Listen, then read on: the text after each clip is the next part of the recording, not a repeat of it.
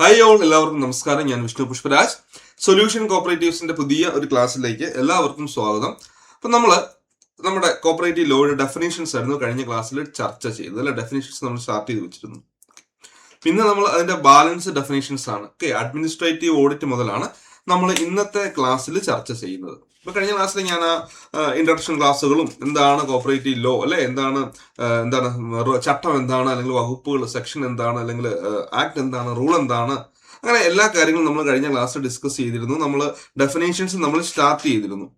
Okay, അപ്പൊ നമ്മൾ ആപ്കോസ് Anand party and milk cooperative societies അല്ലെ 2AC വരെ നമ്മൾ കഴിഞ്ഞ ക്ലാസ്സിൽ ചർച്ച ചെയ്ത് നിർത്തി. നമ്മൾ ഇനി ഡിസ്കസ് ചെയ്യാൻ പോകുന്നത് 2AD ആണ് കേട്ടോ. 2AD ഫോർ അഡ്മിനിസ്ട്രേറ്റീവ് ഓഡിറ്റ് ആണ്. അപ്പൊ നമ്മൾ ഇന്ന് ചർച്ച ചെയ്യാൻ പോകുന്നത് അഡ്മിനിസ്ട്രേറ്റീവ് ഓഡിറ്റിനെ കുറിച്ചാണ്. അപ്പൊ നിങ്ങൾ ഇവിടെ നിന്ന് സാധാരണ ലേറ്റസ്റ്റ് ആയിട്ട് ചോദിച്ച പരീക്ഷകൾ നോക്കുമ്പോൾ ഇവിടുന്ന് വന്നിട്ടുള്ള PYQ അഡ്മിനിസ്ട്രേറ്റീവ് ഓഡിറ്റ് ഡിഫൈൻ ചെയ്യുന്നത് ഇവിടെ അത് സെക്ഷൻ 2ADയിലാണെന്ന് ഓർത്ത് വെച്ചേക്കുക. എവിടെയാണ്? സെക്ഷൻ 2AD കേട്ടോ. Section 2AD four administrative audit എന്താന്ന് നോക്കാം. ഓക്കെ, ഇപ്പൊ എല്ലാവരും വളരെ വിശദമായിട്ട് തന്നെ നോക്കുക. ഇതൊന്നും കാണാതെ പഠിക്കണം. ഇത് ഫുള്ളായിട്ടൊന്നും ആരും കാണാതെ എന്നും പഠിക്കണം കേട്ടോ. കാര്യങ്ങൾ മനസ്സിലാക്കാം. ഇപ്പൊ ഇവിടെ പറയുന്നുണ്ട് administrative audit means A close assessment of all affairs of the society. ഇപ്പൊ എന്താ ആദ്യം തന്നെ പറയുന്നത്, ആ ഒരു ക്ലോസ് അസസ്മെന്റ് ആണ്. എന്തിന്റെ? Close assessment of all affairs of the society എന്നാണ് പറയുക. ഓക്കെ, അതിൽ എന്തൊക്കെ ഉൾപ്പെടുന്നുണ്ട്? ഇൻക്ലൂഡിങ് കോൺസ്റ്റിറ്റ്യൂഷൻ, മാനേജ്മെന്റ്, എസ്റ്റാബ്ലിഷ്മെന്റ് തുടങ്ങിയ എല്ലാ കാര്യങ്ങളും ഈ അഡ്മിനിസ്ട്രേറ്റീവ് ഓഡിറ്റിൽ ഉൾപ്പെടുന്നുണ്ട്. അതോടൊപ്പം തന്നെ നമ്മുടെ ബുക്സുകളും അക്കൗണ്ട്സുകളും ഒക്കെ പ്രോപ്പർ ആയിട്ട് മെയിൻറ്റെയിൻ ചെയ്യുന്നുണ്ടോ, മറ്റ് രേഖകളൊക്കെ പ്രോപ്പർ ആയിട്ട് മെയിൻറ്റെയിൻ ചെയ്യുന്നുണ്ടോ, ഇന്റേണൽ കൺട്രോൾ സിസ്റ്റം, ആഭ്യന്തര നിയന്ത്രണ സംവിധാനത്തെ കുറിച്ചൊക്കെയുള്ള കാര്യങ്ങളും, അതോടൊപ്പം തന്നെ സംഘത്തിന്റെ പ്രവർത്തനങ്ങൾ and the extent to which its activities were useful in promoting the economic welfare of the members in accordance with the cooperative principle. നമുക്കറിയാം, ഒരു സംഘം രൂപീകരിക്കുന്നത് എന്തിനു വേണ്ടിയാണ്? അവിടുത്തെ അംഗങ്ങളുടെ വെൽഫെയറിന് വേണ്ടിയാണ് ആണല്ലോ. അപ്പം സംഘത്തിന്റെ പ്രവർത്തനങ്ങളൊക്കെ അതിലേക്ക് എത്തുന്നുണ്ടോ, അല്ലെങ്കിൽ അംഗങ്ങളുടെ ഉന്നമനം ലക്ഷ്യമാക്കിക്കൊണ്ട് തന്നെയാണോ എല്ലാ പ്രവർത്തനങ്ങളും മുൻപോട്ട് പോകുന്നത്? സഹകരണ തത്വങ്ങൾക്ക് അധിഷ്ഠിതമായിട്ട് തന്നെയാണോ എല്ലാ പ്രവർത്തനങ്ങളും നടക്കുന്നത്? ഓക്കെ, അതോടൊപ്പം തന്നെ ഇതിന്റെ അകത്ത് കംപ്ലൈൻസ് ഓഡിറ്റും performance audit as well as IT audit ഇവയെല്ലാം ഉൾപ്പെടുന്നുണ്ട്. ഓക്കെ, ഇനി നമുക്കൊന്നുകൂടെ ഇതാണ് നമ്മൾ കറക്റ്റ് ഡെഫിനേഷൻ പറഞ്ഞത്. ഇനി നമുക്കൊന്നുകൂടെ അതിനെ വിശദമായിട്ട് പരിശോധിച്ചാൽ പറയുന്നുണ്ട് അഡ്മിനിസ്ട്രേറ്റീവ് ഓഡിറ്റ് എന്ന് പറഞ്ഞാൽ എന്താണ്. ഓക്കെ, അപ്പൊ സംഘത്തിന്റെ എസ്റ്റാബ്ലിഷ്മെന്റ്, കോൺസ്റ്റിറ്റ്യൂഷന്, മാനേജ്മെന്റ്, സംഘത്തിന്റെ രൂപീകരണം, സംഘത്തിന്റെ നടത്തിപ്പ്, മാനേജ്മെന്റ് നടത്തിപ്പാണ്.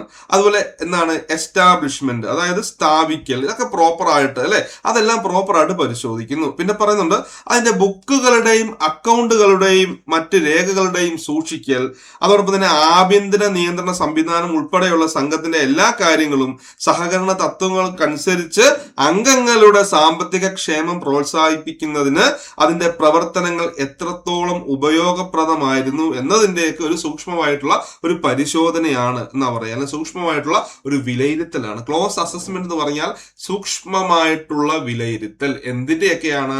സംഘത്തിന്റെ എല്ലാ കാര്യങ്ങളുടെയും ഒരു സൂക്ഷ്മമായിട്ടുള്ള ഒരു വിലയിരുത്തലാണ് അഡ്മിനിസ്ട്രേറ്റീവ് ഓഡിറ്റ് എന്ന് പറയുക. അതിൽ തന്നെ ഇൻക്ലൂഡിങ് കോൺസ്റ്റിറ്റ്യൂഷൻ അല്ലെ, സംഘത്തിന്റെ രൂപീകരണം, പിന്നെ മാനേജ്മെന്റ്, നടത്തിപ്പ്, സ്ഥാപിക്കൽ, എസ്റ്റാബ്ലിഷ്മെന്റ് തുടങ്ങിയ കാര്യങ്ങളൊക്കെ പ്രോപ്പറായിട്ട് അവര് വളരെ വിശദമായിട്ട് തന്നെ പരിശോധിക്കുന്നു. അതുമായി ബന്ധപ്പെട്ട കാര്യങ്ങൾ പിന്നെ പ്രോപ്പറായിട്ട് നമ്മൾ ബുക്സുകളും അക്കൗണ്ട്സുകളും മറ്റ് റെക്കോർഡ്സുകളൊക്കെ പ്രോപ്പറായിട്ട് നമ്മൾ എഴുതി സൂക്ഷിക്കുന്നുണ്ടോ അല്ലെ, മെയിൻറ്റെയിൻ ചെയ്യുന്നുണ്ടോ. അതോടൊപ്പം തന്നെ സംഘത്തിന്റെ ഇന്റേണൽ കൺട്രോൾ സിസ്റ്റം എങ്ങനെയാണ്, ആഭ്യന്തര നിയന്ത്രണ സംവിധാനം അത് എങ്ങനെയാണെന്നൊക്കെ ഇവർ പരിശോധിക്കുന്നുണ്ട്. അതോടൊപ്പം തന്നെ സംഘത്തിന്റെ പ്രവർത്തനങ്ങൾ അതിലെ അംഗങ്ങളുടെ ഉന്നമനം ലക്ഷ്യം വെച്ചാണെന്ന് നമുക്കറിയാം. അപ്പൊ അത് എത്രത്തോളം ഫലപ്രദമായി നടക്കുന്നുണ്ട് അല്ലെ, ആ പ്രവർത്തനങ്ങൾ എത്രത്തോളം ഫലപ്രദമായി നടക്കുന്നുണ്ട്. അതോടൊപ്പം തന്നെ സംഘത്തിന്റെ എല്ലാ പ്രവർത്തനങ്ങളും നമുക്കറിയാം സഹകരണ തത്വങ്ങളുണ്ട്, കോപ്പറേറ്റീവ് പ്രിൻസിപ്പിൾസ്. അപ്പൊ അതിനെ ബേസ് ചെയ്തുകൊണ്ട് തന്നെയാണോ, അല്ലെങ്കിൽ അതിലൂന്നിൽ തന്നെയാണോ പ്രവർത്തിക്കുന്നത്. അതോടൊപ്പം തന്നെ ഇതിൽ എന്തും കൂടി ഉൾപ്പെടുന്നത് കംപ്ലൈൻസ് ഓഡിറ്റും പെർഫോമൻസ് ഓഡിറ്റും IT ഓഡിറ്റും എല്ലാം ഇതിൽ ഉൾപ്പെടുന്നുണ്ട്. അഡ്മിനിസ്ട്രേറ്റീവ് ഓഡിറ്റ് എന്ന് പറഞ്ഞാൽ ഇച്ചിരി സിമ്പിൾ ആയിട്ട് പറഞ്ഞാൽ സംഘത്തിന്റെ എല്ലാ കാര്യങ്ങളും പക്കായാണോ എന്ന് നോക്കുന്നു, അതല്ലേ അർത്ഥമാക്കുക. അപ്പം AD അല്ലെ, AD administrative audit, administrative audit, AD കേട്ടോ. അങ്ങനെ പഠിച്ചിരിക്കുക. ഇപ്പൊ ഇതിനകത്തൊക്കെ പറയുന്ന കാര്യങ്ങൾ അതുപോലെ പഠിക്കണം. ഞാൻ പറഞ്ഞത് അഡ്മിനിസ്ട്രേറ്റീവ് ഓഡിറ്റ് ഏതാണെന്ന് ചോദിച്ചാൽ അത് എവിടെയാണ് ഡിഫൈൻ ചെയ്യുന്നത് വെച്ചാൽ സെക്ഷൻ 2ADയിലാണെന്നെങ്കിലും ജസ്റ്റ് നിങ്ങൾ ഒന്ന് ഓർത്ത് വെച്ചേക്കുക. സെറ്റാണെന്ന് വിചാരിക്കുന്നു. അടുത്തത് ബൈലോ അല്ലെ, B for bylaw. Bylaws means the registered bylaws of a cooperative societies for the time being in force എന്നാണ് പറയുക അല്ലേ. എന്താ പറയുക, ഒരു സഹകരണ സംഘത്തിന്റെ തൽക്കാലം നിലവിലുള്ള രജിസ്റ്റർ ചെയ്യപ്പെട്ടിട്ടുള്ളതുമായ നിബന്ധനകൾ എന്ന് അർത്ഥമാക്കുന്നു. അപ്പൊ എപ്പോഴും ഓർക്കുക, bylaw means registered bylaw of a cooperative societies എന്ന് പറയുക for the time being in force. അതായത് ഒരു സഹകരണ സംഘത്തിന്റെ തൽക്കാലം നിലവിലുള്ള രജിസ്റ്റർ ചെയ്യപ്പെട്ടിട്ടുള്ളതുമായ നിബന്ധനകൾ എന്ന് അർത്ഥമാക്കുന്നു. അല്ലെങ്കിൽ ബൈലോ എന്ന് പറഞ്ഞാൽ വളരെ സിമ്പിൾ ആയിട്ട് മനസ്സിലാക്കാം. Bylaw means registered bylaw of a cooperative society. അതാണ്, കാരണം ഇവിടെ ഡിഫൈൻ ചെയ്തേക്കുന്നത് അങ്ങനെയാണ്. അപ്പൊ ഒരു സംഘത്തിന്റെ ഇന്റേണൽ ലോ എന്ന് നമ്മൾ വിശേഷിപ്പിക്കുന്ന അതിന്റെ ബൈലോ ആയിരിക്കും. എപ്പോഴും ഓർത്ത് വെച്ചേക്കുക. എന്താണ് മക്കളെ? Internal law of a cooperative society, internal law of A cooperative society ഓർത്ത് വെച്ചോ കേട്ടോ. ഒരു സഹകരണ സംഘത്തിന്റെ ഇന്റേണൽ ലോ, കാരണം സംഘത്തിന്റെ ഉള്ളിലെ കാര്യങ്ങളെല്ലാം ഈ ബൈലോയിൽ പറഞ്ഞിട്ടുള്ള പോലെ ആയിരിക്കണം. കാരണം നമുക്ക് വളരെ വിശദമായിട്ട് നമ്മൾ സംഘത്തിന്റെ രജിസ്ട്രേഷന്റെ ഒക്കെ സമയത്ത് പഠിക്കും. ബൈലോയിലെ കാര്യങ്ങൾ ആക്ടിനും റൂളിനും വിധേയപ്പെട്ട് നിൽക്കണം. ഓക്കെ, ഒരു കാരണവശാലും നിയമത്തിനും ചട്ടത്തിനും വിരുദ്ധമാവാൻ പാടില്ല ബൈലോയ്ക്കുള്ളിലെ കാര്യങ്ങൾ. അപ്പൊ ബൈലോ ആണ് ഒരു സംഘത്തിന്റെ എന്താണ് ഇന്റേണൽ ലോ. അങ്ങനെ പഠിച്ച internal law of a cooperative society bylaw ആണ്. അപ്പൊ സ്വാഭാവികമായിട്ടും ഇന്റേണൽ ലോ എന്ന് കേൾക്കുമ്പോൾ തന്നെ അവിടെ ഒരു എക്സ്റ്റേണൽ ലോയും കാണുമല്ലോ. അപ്പൊ എക്സ്റ്റേണൽ ലോ എന്ന് പറയുന്നത് ആക്ട് ആൻഡ് റൂളും, internal law of a cooperative society means the registered bylaw of a cooperative society എന്നാണ് നമ്മൾ വിശേഷിപ്പിക്കുന്നത്. ബൈലോ എന്ന് പറഞ്ഞാൽ എന്താണ്? ബൈലോ മീൻസ് രജിസ്റ്റേർഡ് ബൈലോ, അത്രേ പറയുന്നുള്ളൂ. അപ്പൊ നമ്മൾ പഠിക്കും മോഡൽ ബൈലോ. ഓക്കെ, അപ്പൊ അങ്ങനെ കുറെ ബൈലോസിനെ കുറിച്ചൊക്കെ പഠിക്കാനുണ്ട്. എന്താണ് ബൈലോ, മോഡൽ ബൈലോ എന്താണ് അല്ലെ? മോഡൽ ബൈലോ ആരാണ് പ്രിപ്പയർ ചെയ്യുന്നത്? മോഡൽ ബൈലോ പ്രിപ്പയർ ചെയ്യുന്ന രജിസ്ട്രാർ ആണ്. അത് പഠിപ്പിക്കും കേട്ടോ. നമുക്ക് ബൈലോയിലേക്ക് എത്തണ്ട. ബൈലോ അമെന്റ്മെന്റിനെ കുറിച്ചൊക്കെ പഠിക്കാനുണ്ട്. അപ്പൊ അതിലേക്ക് വരുന്ന വളരെ വിശദമായിട്ട് അതൊക്കെ അപ്പോൾ ചർച്ച ചെയ്യാം. അപ്പൊ നിങ്ങളോട് ഇപ്പൊ ചോദിച്ചാൽ ബൈലോയെ ഡിഫൈൻ ചെയ്യുന്നത് എവിടെയാണ്, അല്ലെങ്കിൽ ബൈലോയെ നിർവചിക്കുന്നത് എവിടെയാണ്? അത് സെക്ഷൻ 2B എവിടെയാണ്? Section 2B four bylaw. Clear ആണെന്ന് വിചാരിക്കുന്നു. Next we are going to discuss C for അല്ലെ, C for B for bylaw and C for circle cooperative union, circle സഹകരണ യൂണിയൻ. നമുക്ക് സംസ്ഥാന സഹകരണ യൂണിയനെ കുറിച്ചും സർക്കിൾ സഹകരണ യൂണിയനെ കുറിച്ചും പഠിക്കാനുണ്ട്. അപ്പൊ അതൊക്കെ വളരെ വിശദമായിട്ട് ഒത്തിരി പഠിക്കാനുള്ളതാണ്. ഇവിടെ ഇപ്പോൾ ജസ്റ്റ് എന്തുമാത്രം പഠിച്ചാൽ മതി? സെക്ഷൻ 2C സർക്കിൾ സഹകരണ യൂണിയൻ അല്ലെങ്കിൽ സർക്കിൾ കോപ്പറേറ്റീവ് യൂണിയനെ കുറിച്ച് ഡിഫൈൻ ചെയ്യുന്നത് എന്ന് മാത്രം പഠിച്ചാൽ മതി. ക്ലിയർ അല്ലേ? പിന്നെ പറയുന്നുണ്ട് സർക്കിൾ കോപ്പറേറ്റീവ് യൂണിയൻ മീൻസ് എന്താണ്? A circle cooperative union constituted under section 88. അപ്പൊ വകുപ്പ് 88 പ്രകാരം നമ്മൾ രൂപീകരിക്കുന്ന സർക്കിൾ സഹകരണ യൂണിയൻ എന്ന് അർത്ഥമാകുന്നു. സർക്കിൾ സഹകരണ യൂണിയൻ എന്ന് പറഞ്ഞാൽ സെക്ഷൻ 88 പ്രകാരം കോൺസ്റ്റിറ്റ്യൂട്ട് ചെയ്യുന്ന സർക്കിൾ സഹകരണ യൂണിയൻ എന്നാണ് അർത്ഥമാക്കുന്നത് എന്നോർത്ത് വെച്ചേക്കുക. ക്ലിയർ അല്ലേ? സർക്കിൾ കോപ്പറേറ്റീവ് യൂണിയൻ മീൻസ് എന്താണ്? Circle cooperative union constituted under section 88 എന്നോർത്ത് വെച്ചേക്കുക. ക്ലിയർ ആണെന്ന് വിചാരിക്കുന്നു. സെറ്റ് ആണെന്ന് വിചാരിക്കും. നമുക്ക് പഠിക്കാനുണ്ട്. ഇപ്പൊ 88 സർക്കിൾ സഹകരണ യൂണിയൻ, 89 സ്റ്റേറ്റ് കോപ്പറേറ്റീവ് യൂണിയൻ അല്ലെങ്കിൽ സംസ്ഥാന സഹകരണ യൂണിയൻ ഒക്കെ വളരെ വിശദമായിട്ട് നമുക്ക് പഠിക്കാനുണ്ട് കേട്ടോ. അപ്പൊ ഒന്ന് ശ്രദ്ധിച്ചിരിക്കുക. പഠിപ്പിക്കാം, അവിടെ വരട്ടെ. അവിടെ ഒത്തിരി പഠിക്കാനുണ്ട്. അതിന്റെ മാനേജിങ് കമ്മിറ്റിയെ കുറിച്ചും അംഗങ്ങളുടെ എണ്ണം, അതിന്റെ കോറം പഠിക്കാനുണ്ട്.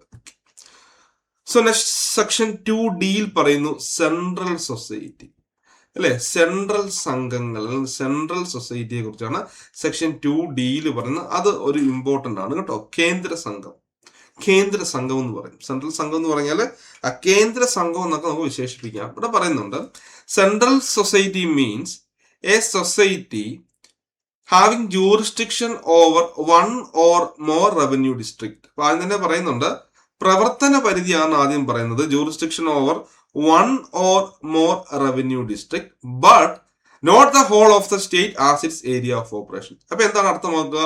ഒന്നോ അതിലധികമോ ജില്ലയിൽ പ്രവർത്തന പരിധിയുള്ള സംഘം. പക്ഷേ എന്ത് സംഭവം പറ്റില്ല? ഒരു സംസ്ഥാനം ഫുള്ള് പ്രവർത്തന പരിധി വരാൻ പാടില്ല. എന്താണ് അർത്ഥമാക്കുക? ഇവിടെ പറഞ്ഞ എന്താണ്? ഓർത്ത് വെച്ചേക്കുക. സെൻട്രൽ സംഘം എന്ന് പറഞ്ഞാൽ അല്ലെങ്കിൽ കേന്ദ്ര സംഘം എന്ന് പറഞ്ഞാൽ വളരെ വിശദമായി മനസ്സിലാക്കുക.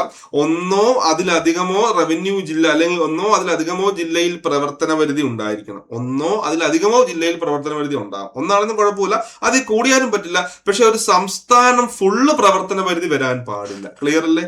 ഒന്നോ അതിലധികമോ റവന്യൂ ജില്ലകളിന്മേൽ അധികാര പരിധിയുള്ളതും എന്നാൽ സംസ്ഥാനം മുഴുവൻ അതിന്റെ പ്രവർത്തന പ്രദേശം അല്ലാത്തതും. അതാർത്ഥമാക്കുക അല്ലെ? ഒന്നോ അതിലധികമോ റവന്യൂ ജില്ലകളിന്മേൽ അധികാര പരിധിയുള്ളതും എന്നാൽ സംസ്ഥാനം മുഴുവൻ അതിന്റെ പ്രവർത്തന പ്രദേശം അല്ലെങ്കിൽ പ്രവർത്തന പരിധി അല്ലാത്തതും. ഓക്കെ, ഹോൾ സ്റ്റേറ്റ് പ്രവർത്തന പരിധി വരുന്ന ഏതാ? അപ്പെക്സ് സൊസൈറ്റിയാ. സംസ്ഥാനം ഫുള്ള് പ്രവർത്തന പരിധി വരുന്ന ഏതാ? അപ്പെക്സ് സംഘമാ. ഇത് സംസ്ഥാനം ഫുള്ളില്ല. ഒന്നോ അതിലധികമോ ജില്ലകളിൽ എന്താണ് പറയുക? ഒന്നോ അതിലധികമോ റവന്യൂ ജില്ലകളിന്മേൽ അധികാര പരിധിയുള്ളതും എന്നാൽ സംസ്ഥാനം മുഴുവൻ അതിന്റെ പ്രവർത്തന പ്രദേശം അല്ലെങ്കിൽ പ്രവർത്തന പരിധി അല്ലാത്തതും. അതാണ് ഫസ്റ്റ് ഏരിയ ഓഫ് ഓപ്പറേഷനെ കുറിച്ച് പറയുന്നത്. പിന്നെ പറയുന്നുണ്ട് അവിടുത്തെ മെമ്പേഴ്സ് ആരായിരിക്കും? And having as its members only other societies. മറ്റ് അംഗങ്ങളായിരിക്കും, മറ്റ് അംഗങ്ങളല്ല മറ്റ് സംഘങ്ങളായിരിക്കും ഈ സെൻട്രൽ സൊസൈറ്റിയിലെ മെമ്പേഴ്സ് എന്ന് ഓർത്ത് വെച്ച്. And having as its members only other society. കേട്ടോ, മറ്റ് സംഘങ്ങളായിരിക്കും എന്ത് ചെയ്യുന്നത്? നമ്മുടെ സെൻട്രൽ സംഘത്തിലെ അംഗങ്ങൾ. And declared as such by the registrar or government. അപ്പം ഒരു സംഘം എന്താണ്? ആ സെൻട്രൽ സംഘം ഡിക്ലെയർ ചെയ്യുന്ന ആരാന്ന് ചോദിച്ചാൽ, പ്രഖ്യാപിക്കുന്ന ആരാന്ന് ചോദിച്ചാൽ ഗവൺമെന്റിനും പ്രഖ്യാപിക്കാം, രജിസ്ട്രാറിനും പ്രഖ്യാപിക്കാം. ഓർ എന്നാ പറയുക. അപ്പൊ ഇവിടെ നിങ്ങൾക്ക് ചിലപ്പോൾ ചെറിയ കൺഫ്യൂഷൻ വരും. നമ്മൾ സെക്ഷൻ 2A ഫസ്റ്റ് പഠിച്ചത് എന്താണ്? Section 2A for apex society. സംസ്ഥാനം ഫുള്ള് പ്രവർത്തന പരിധിയുള്ളതും ഒരേ സ്വഭാവമുള്ള മറ്റ് സംഘങ്ങൾ അംഗങ്ങളായിട്ടുള്ളതും അതോടൊപ്പം ഒരു സംഘം അപ്പെക്സ് സംഘമാണെന്ന് ഡിക്ലെയർ ചെയ്യുന്നത് അല്ലെങ്കിൽ പ്രഖ്യാപിക്കുന്ന രജിസ്ട്രാറുമാണെന്ന് പഠിപ്പിച്ചു.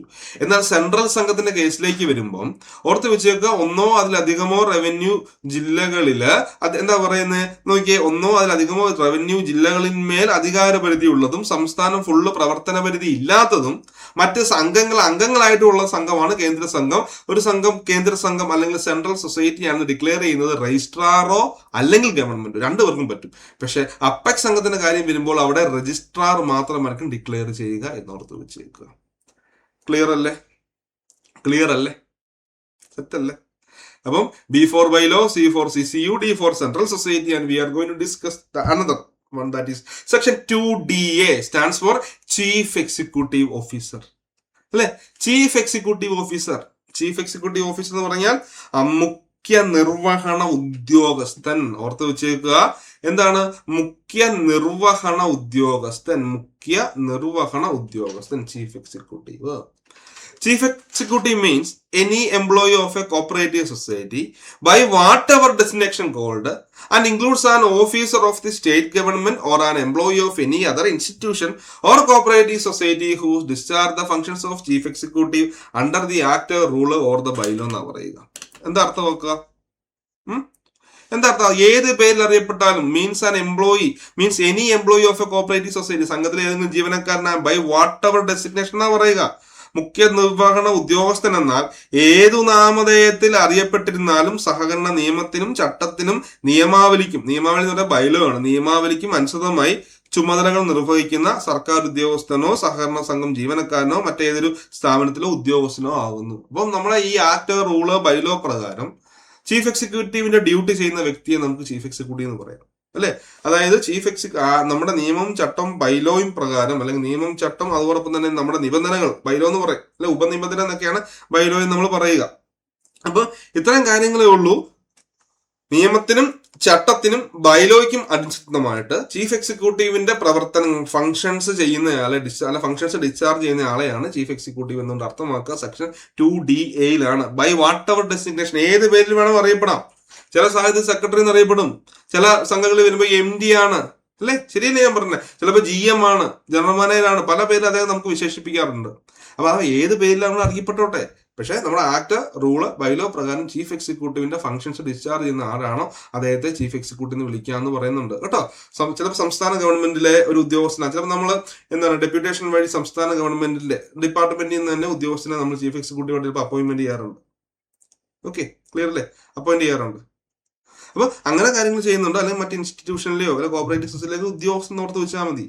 ചീഫ് എക്സിക്യൂട്ടീവിന്റെ കർത്തവ്യങ്ങൾ ചെയ്യുന്ന നിയമപ്രകാരവും ചട്ടപ്രകാരവും ബൈലോ പ്രകാരവും ചീഫ് എക്സിക്യൂട്ടീവിന്റെ ഫംഗ്ഷൻസ് ഡിസ്ചാർജ് ചെയ്യുന്നയാളെയാണ് ആസ് പെർ സെക്ഷൻ 2DA പ്രകാരം ചീഫ് എക്സിക്യൂട്ടീവ് എന്നുകൊണ്ട് അർത്ഥമാക്കുന്നത് കോപ്പറേറ്റീവ് സൊസൈറ്റിയിലെ ജീവനക്കാരനാണ്. ഏത് പേരിൽ വേണമെങ്കിൽ അറിയപ്പെടാം, ഏത് നാമധേയത്തിൽ അറിയപ്പെട്ടാലും. ചിലപ്പോൾ ഞാൻ പറഞ്ഞു MD, ചിലപ്പോൾ GM എന്ന് വിശേഷിപ്പിക്കും, ചിലപ്പോൾ ചീഫ് എക്സിക്യൂട്ടീവ് എന്ന് വിശേഷിപ്പിക്കും, ചിലപ്പോൾ സെക്രട്ടറി എന്ന് വിശേഷിപ്പിക്കും കേട്ടോ. സംസ്ഥാന ഗവൺമെന്റിലെ ജീവനക്കാരനും ആകാം. ചിലപ്പോൾ ഞാൻ പറഞ്ഞു ഡിപ്പാർട്ട്മെന്റിൽ നിന്നൊക്കെ നമ്മൾ ബാങ്കിലേക്ക് ഡെപ്യൂട്ടേഷൻ മേടിക്കാറുണ്ട്. ക്ലിയർ ആണെന്ന് വിചാരിക്കുന്നു. ഓക്കെ, അടുത്താണ് കോമൺ സോഫ്റ്റ്വെയർ ഫോർ പാക്സ് കേട്ടോ. ഇതൊന്ന് പഠിച്ചേക്കാം. സെക്ഷൻ 2DB DA സെക്രട്ടറി എന്നൊക്കെ ഓർത്താൽ മതി, അവിടെ പോയി വിളിച്ചേക്കല് കേട്ടോ. DA ഫോർ സെക്രട്ടറി അല്ലെ DA for chief executive, chief executive അല്ലെ ഓർത്ത് വെക്കുക. Next we are going to discuss section 2DB, that means common software for PACS. പാക്സിന്റെ ഒരു കോമൺ സോഫ്റ്റ്വെയറിനെ കുറിച്ചാണ് പറയുന്നത് അല്ലെ. പ്രാഥമിക കാർഷിക വായ്പാ സഹകരണ സംഘങ്ങൾക്കായുള്ള പ്രാഥമിക കാർഷിക വായ്പാ സഹകരണ സംഘങ്ങൾക്കായുള്ള പൊതു സോഫ്റ്റ്വെയർ അല്ലെങ്കിൽ കോമൺ സോഫ്റ്റ്വെയർ എന്ന് ഓർത്ത് വെച്ചേക്കുക. Means an effective software solution that covers the complete day to day functions of PACS through a centralised architect എന്നാ പറയുക. എന്താ അർത്ഥമാക്കുക? പ്രാഥമിക കാർഷിക വായ്പാ സഹകരണ സംഘങ്ങളുടെ മുഴുവൻ ദൈനംദിന പ്രവർത്തനങ്ങളും ഉൾക്കൊള്ളുന്ന, അപ്പം പാക്സിന്റെ എല്ലാ ഡേ ടു ഡേ ആക്ടിവിറ്റീസിനെയും ഇൻക്ലൂഡ് ചെയ്യുന്ന അല്ലെങ്കിൽ കവർ ചെയ്യുന്ന അല്ലെങ്കിൽ ഉൾക്കൊള്ളുന്ന ഒരു കേന്ദ്രീകൃത രൂപകൽപ്പനയോടെയുള്ള സോഫ്റ്റ്വെയർ സൊല്യൂഷൻ മാത്രം ഓർത്ത് വെച്ചാൽ മതി. നിങ്ങൾ അതൊന്നും ചോദിക്കില്ല. ഇപ്പൊ കോമൺ സോഫ്റ്റ്വെയർ ഫോർ പാക്സ് അത് ഡിഫൈൻ ചെയ്യുന്നത് എവിടെയെന്ന് ചോദിച്ചാൽ DB എന്ന് ഓർത്ത് വെച്ചേക്കുക. ക്ലിയർ അല്ലേ? എവിടെയാണ്? DB എന്ന് മാത്രം ഓർത്ത് വെച്ചേക്കുക, വേറെ കാര്യമായിട്ടൊന്നും പഠിക്കണ്ട കേട്ടോ. ഓക്കെ, നമ്മുടെ ദൈനംദിന പ്രവർത്തനങ്ങളെല്ലാം ഉൾപ്പെടുന്ന ഒരു കേന്ദ്രീകൃത സോഫ്റ്റ്വെയർ എന്ന് ഓർത്ത് വെച്ചേക്കുക. അടുത്തതാണ് കൺസോർഷ്യം. എന്താണ്? കൺസോർഷ്യമാണ് നമുക്ക് ഇനിയും പഠിക്കാനുള്ളത്. കൺസോർഷ്യം ഇവിടെ പറയുന്നുണ്ട്, consortium means a formal association of cooperative society. ഇപ്പൊ DBയും DCയും ഒക്കെ അമെന്റ്മെന്റ് കൂടെ കൂട്ടിച്ചേർത്തതാണ്. Consortium means a formal association. Consortium means എന്താണ്? ഒരു ഫോർമൽ അസോസിയേഷൻ എന്നാ പറയുക. ആരുടെ? സഹകരണ സംഘങ്ങളുടെ അല്ലെങ്കിൽ സഹകരണ സംഘങ്ങളുടെ ഒരു ഔപചാരിക സംഘടന, ഒരു കോമൺ ഒബ്ജക്റ്റീവിനെ ബേസ് ചെയ്യുന്നത് അല്ലെ. എന്താണ്? ഫോർമഡ് ബേസ്ഡ് ആണ് കോമൺ ഒബ്ജക്റ്റീവ്. ഒരു കോമൺ ഒബ്ജക്റ്റീവിനെ അടിസ്ഥാനപ്പെടുത്തിക്കൊണ്ട് രൂപീകരിച്ച സഹകരണ സംഘങ്ങളുടെ ഒരു ഔപചാരിക കൂട്ടായ്മ. ഇവിടെ എന്തൊക്കെയാണ് ചെയ്യുന്നത്? ഇവരെ പറയുന്നുണ്ട് ഒരു എസ്റ്റാബ്ലിഷിംഗ് എ ന്യൂ എൻറ്റിറ്റി. ഒരു ന്യൂ എൻറ്റിറ്റി ഇവർ രൂപീകരിക്കുന്നു. എന്തിനു വേണ്ടി?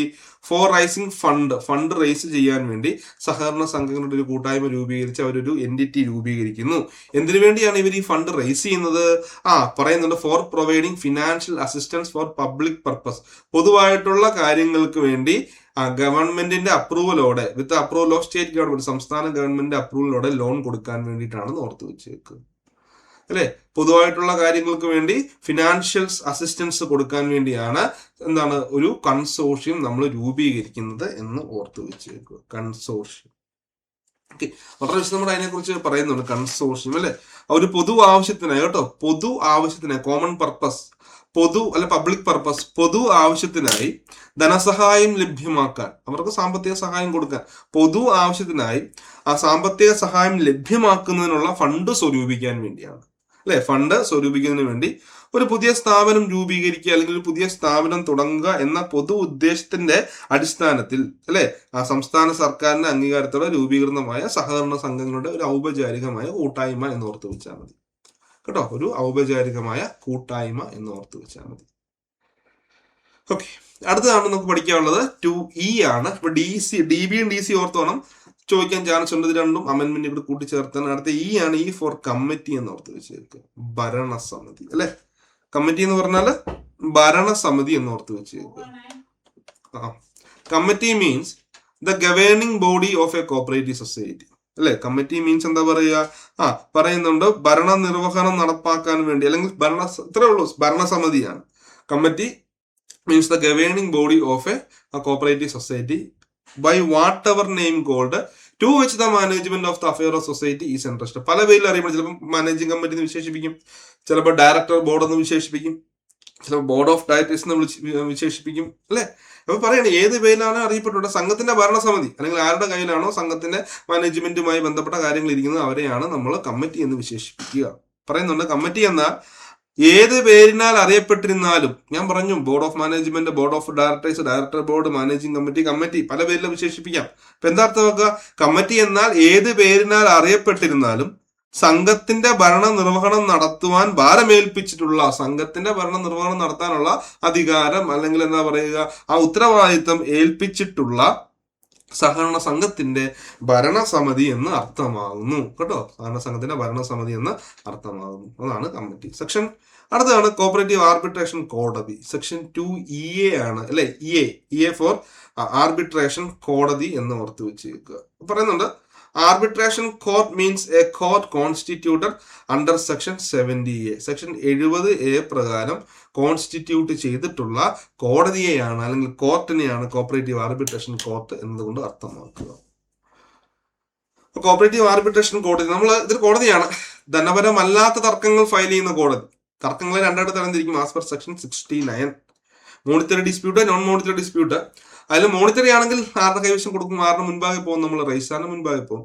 നോൺ മോണിറ്ററി ആണെങ്കിൽ കോപ്പറേറ്റീവ് ആർബിട്രേഷൻ കോടതിന് മുൻപാകെ പോകും. സെക്ഷൻ 70A പ്രകാരം കോപ്പറേറ്റീവ് ആർബിട്രേഷൻ കോടതി കോൺസ്റ്റിറ്റ്യൂട്ട് ചെയ്തിട്ടുള്ളത് എന്ന് ഓർത്ത് വെച്ചേക്കുക.